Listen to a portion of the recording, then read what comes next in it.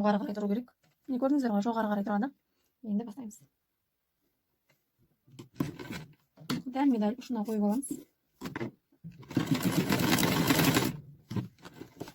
Енді екіншісін айналдырамыз.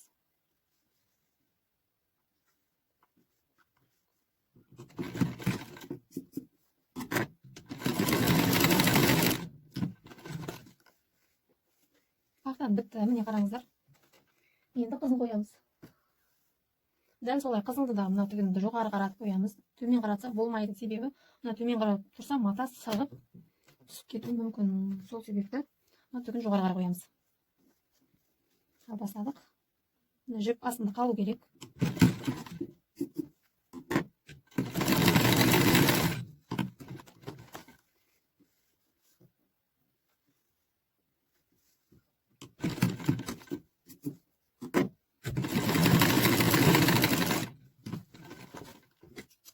Түйіп шығамыз, айналдырамыз.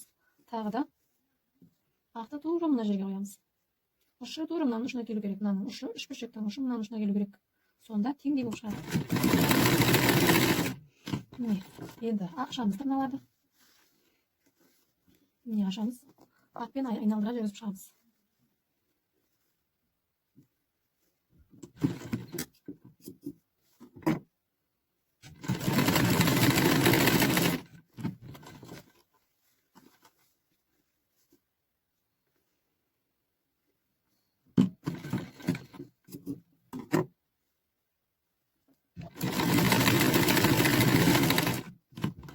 Ақты аяқтадық.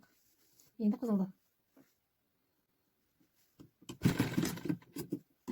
Артық жерін ертіп алып.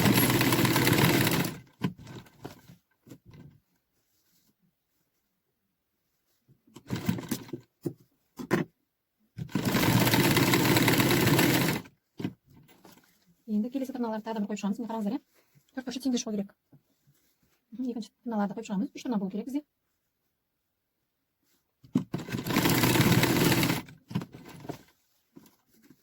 Өзім осы машинамен тіккенде өте қатты ұнатамын. Өте жайлы тігеді. Міне, бұны біттік. Енді қайтадан ақ жағынан бастаймыз.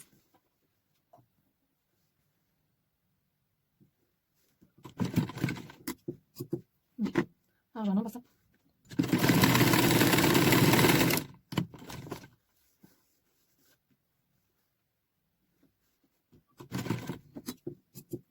Міне, бітірдік ақты.